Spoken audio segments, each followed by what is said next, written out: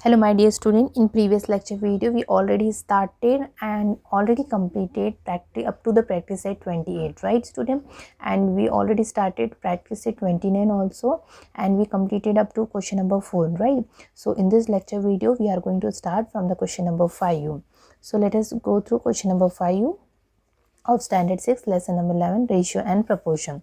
So first of all we have to read the question, what is given and what we have to solve. Okay, a car traveling at a uniform speed cover a distance of 165 kilometre in 3 hours mean 3 hours में वो कितना distance travel complete कितने kilometre में complete कर रही है 165 kilometre 3 hours में इतना किलोमीटर डिस्टेंस कवर कर रही है एट दैट सेम स्पीड में how long will it take to cover a distance of 330 kilometre मतलब 3 आवर्स में अगर 165 किलोमीटर डिस्टेंस कवर की तो 330 किलोमीटर में कितने आवर्स में वो डिस्टेंस कवर करेगी, सबसे पहले वो आपको फाइंड करना है. ओके, सो कैसे करेंगे? So first of all we have to write distance of 165 kilometre travelled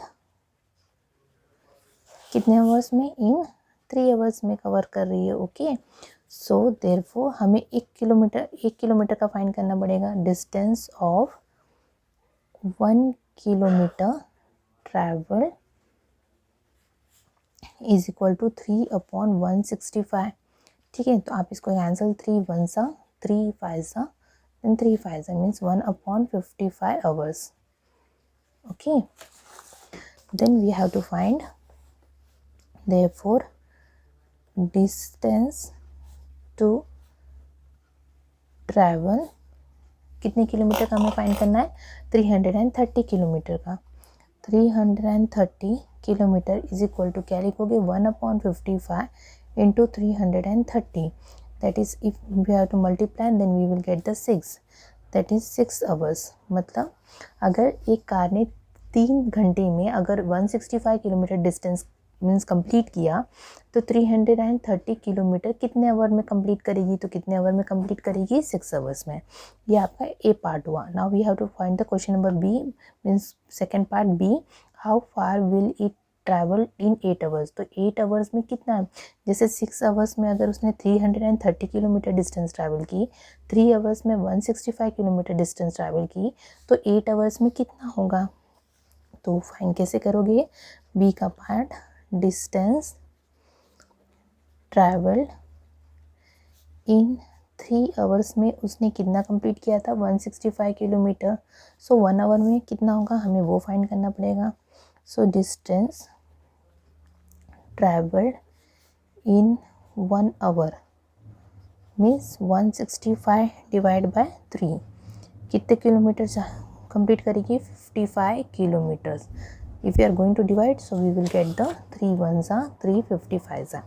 So 1 our में उसने अगर 55 किलोमीटर डिस्टेंस कवर की तो 8 आवर में क्या है? सो मल्टीप्लाई कर दो directly. Therefore distance travelled in 8 hours is equal to 55 into 8 that is 480 kilometres. Have you understood student?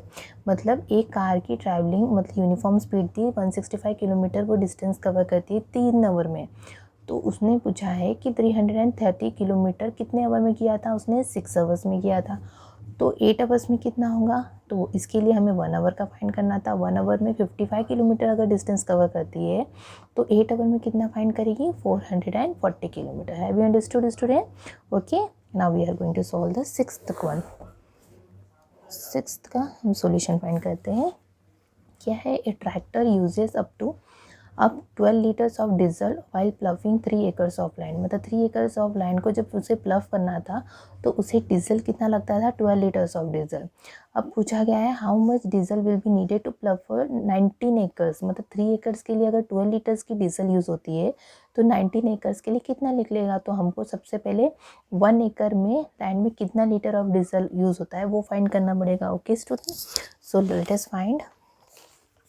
Question में ही है प्लफिंग 3 एकर्स ऑफ लैंड, है ना? यहीं से आप लिखिए प्लफिंग 3 एकर्स ऑफ लैंड कितने लीटर्स ऑफ डीजल लगता था? 12 लीटर्स ऑफ डीजल. ठीक है, नीडेड। तो प्लफिंग 1 एकड़ के लिए कितना लगेगा, 1 एकड़ ऑफ लैंड के लिए कितना लगेगा, 12/3। तो कितने डीजल निकलेगा, 4 लीटर्स नीडेड, है ना, 4 लीटर्स ऑफ डीजल होगा। अब हमें पता है मतलब 1 एकड़ के लिए 4 लीटर्स यूज़ होता है, तो 19 एकड़ के लिए कितना होगा, multiply. Okay, therefore ploughing 19 acres of land will be 19, 4 into 19, that is 19 4 how much, 76 liters of diesel, okay, needed. Have you understood? Okay, now next is what here, at a sugar factory 5,376 kg of sugar can be obtained from 48 tons of sugar cane।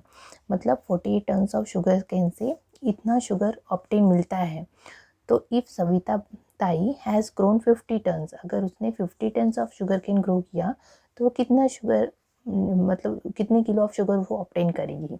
ठीक है, मतलब 48 tons of sugar केन में से 5,376 sugar obtain होता है, तो 50 tons में कितना होगा।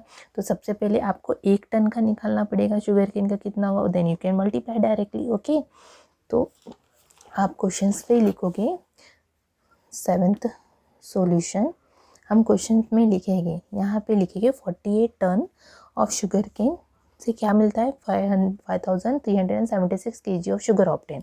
तो वही सेंटेंस वहीं से यूज़ करोगे, from 48 tons of sugar cane 5,376 kg of sugar can be obtained.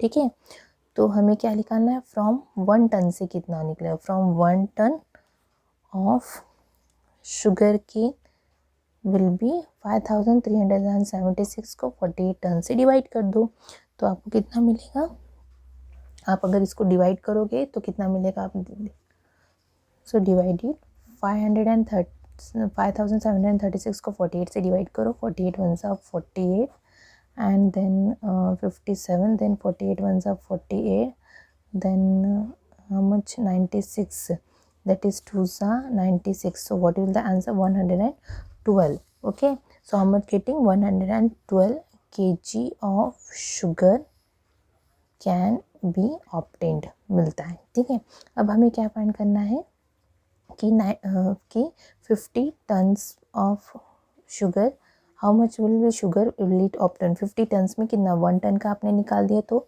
आप लिख सकते हो from 50 tons of sugar cane will be 112 into 50, जब आप मल्टीप्लाएंगे तो कितना होगा, 5,600 kg of sugar obtained.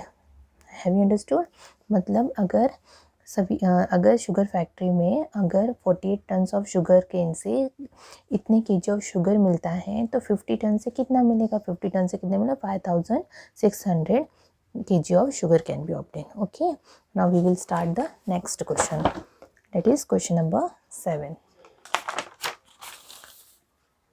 Question number 7, let us read.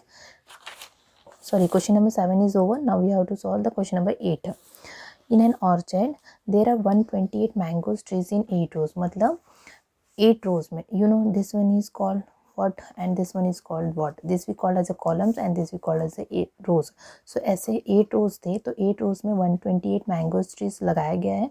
if all rows have an equal number of trees, मतलब यहाँ पे जैसे यहाँ पे 4 trees को लगाया, तो यहाँ पे भी 4 trees को लगाया, यहाँ पे भी 4 trees को, इस टाइप में उन्होंने मैंगो ट्रीज को लगाया गया। How many trees would be there in 13 rows, अगर 8 रोज में 128 मैंगोज लगाया गया, तो 13 रोज में कितना लगाया गया, तो कैसे फाइंड करोगे इसका solution, in 8 rows the number of mango trees कितना लगाया, 128 लगाया, तो इन 1 रो में कितना लगाएगा, in 1 row the number of mango trees will be 128/8, that is आप इसको डिवाइड करोगे तो क्या आएगा 16 ट्रीज लगेंगे। ठीक है, तो आपको किसमें पूछा है, इन 13 रोज में कितना लगाएगा, therefore in 13 rows the number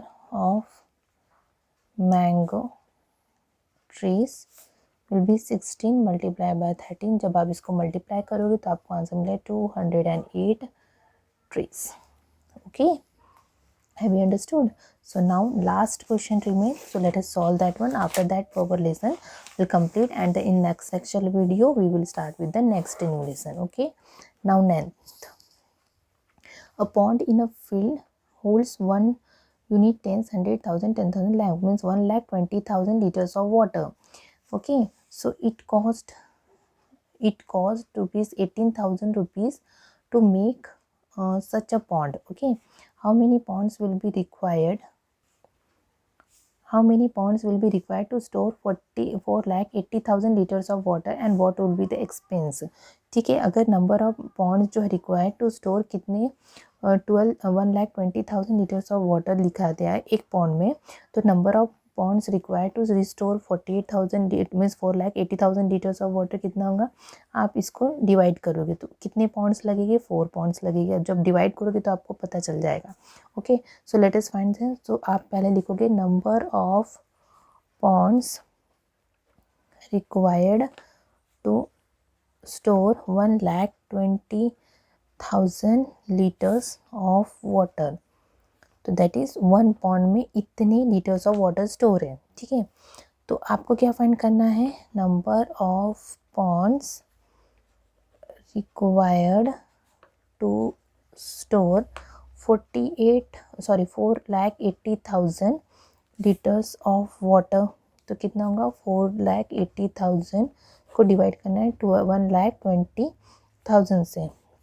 so how much, 12 4 means 4 ponds needed है, मतलब एक पॉन्ड में इतने लीटर ऑफ वाटर स्टोर होता है, तो 4 पॉन्ड में कितने लीटर्स ऑफ वाटर स्टोर है, 4,80,000। वही पूछा है, ए pond in a field holds 1,20,000 litres of water, एक पॉन्ड में इतने लीटर्स ऑफ वाटर स्टोर होता है, तो उसकी कॉस्ट है आपका 18,000 रुपीज़ है to make such a pond.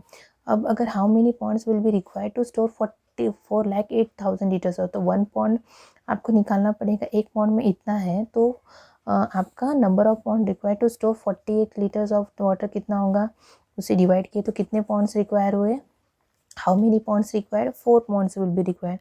अब उसका एक्सपेंस निकालना है, तो कितने निकालो, पैसे कितने लगेंगे, जैसे कि 1,20,000 लीटर्स ऑफ स्टोर करने के लिए इतने पैसे लगते हैं, तो 48,000 लीटर्स ऑफ वाटर जो स्टोर हो तो उसका एक्सपेंस क्या होगा, तो क्या लिखोगे, एक्सपेंस इंकर्ड फॉर 1 पॉन्ड के लिए कितना था, ₹18,000 था, तो एक्सपेंस दोनों के लिए फाइंड करना है, इंकर्ड फॉर 4 पॉन्ड्स के लिए कितना होगा, मल्टीप्लाई कर दो, that is 18,000 multiplied by 4, that is 72,000 rupees will be required. Have you understood students? इस टाइप में आपको सॉल्व करना है, मतलब एक पॉन्ड जो है 12,000 लीटर्स ऑफ वाटर स्टोर करता है इतने एक्सपेंस में, इतने कॉस्ट में, तो 48,000 ऑफ लीटर वाटर कितना पॉन्ड लगेगा और उसके पैसा उसका वो कितना एक्सपेंस इंकर्ड करेगा वो आपको फाइंड करना है। तो उसी तरह मैंने क्या किया, number of ponds required to store, पहले 1 का पॉन्ड का निकाला, फिर 4 पॉन्ड्स निकाला, उसके बाद एक्सपेंस 1 पॉन्ड का हमें पता था 18,000 है, तो 4 पॉन्ड्स का कितना होगा उससे मल्टीप्लाई कर दो, you will get the answer. Okay students, like this way we completed the lesson number 11, that is ratio and proportion. In the next lecture video we will continue with the next new topic of standard 6th. Thank you.